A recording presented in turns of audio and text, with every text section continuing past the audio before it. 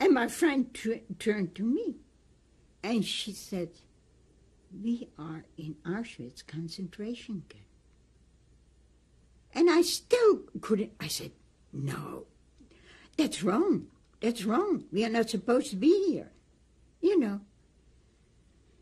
And then we went in Block 10, and there were already 300 Jewish women from Eastern Europe.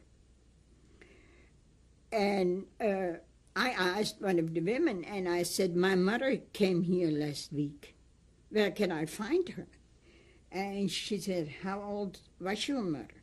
And I said, "My mother is 50 years old." And she said, "Oh, well, then she's gone." I said, "Where has she gone? Where can I find her?" And she said, "You learn." Indeed, I learn. We were put in a room, well, maybe 3 times as big as this room. And a week after we were there, another 100 Dutch women came. We got, the same day we were there, we got the number tattooed on my arm. And, I mean, we were a number now. We had no identity anymore. Whatever was done, it was 62511. We also, those women told us who were there, how fortunate we were to be in this block, to be used for medical experiments. And in a way, probably we were fortunate, because that saved our lives. We also, and I must say, and I'm very fortunate, we were treated better than the people in Birkenau. We had a group of German girls, prostitutes, or they were brought up as prostitutes. And they lived in a block when you came into the gate. But that block wasn't prepared for them yet. And so they put them in our room.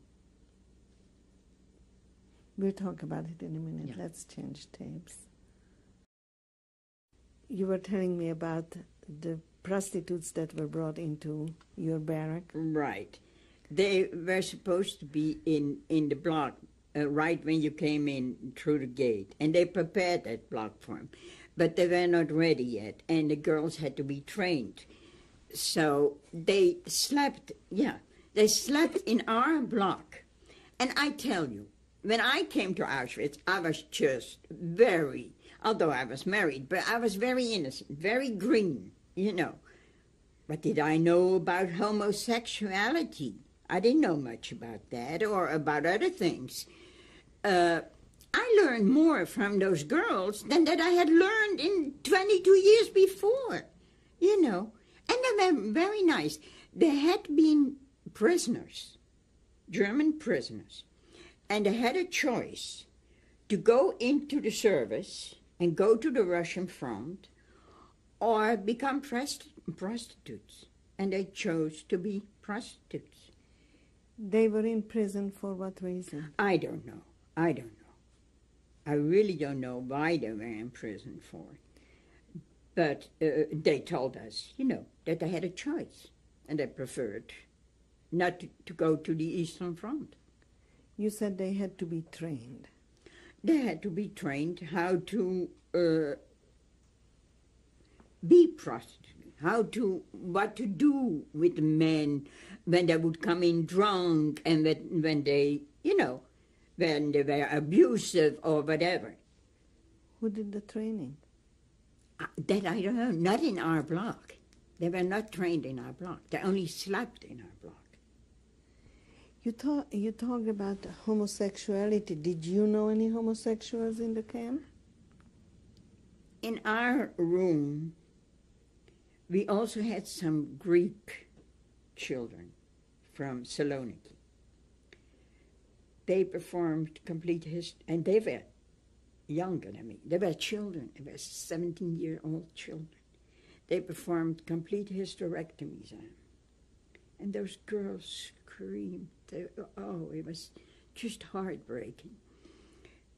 And some of them had sexual affair with some of the Dutch women. Did you all know about that? Yeah, because, we were in the same room, they were in the same bed. How old were these children? From 17 till 21. There were about 50 of them. What else was going on in this block? Oh, I don't know, strange thing. Well, people, for example, would disappear, and they would never come back. And what we didn't know what happened. The only thing we could think of was that they were going to the gas chambers, Did you know anything about twins? No.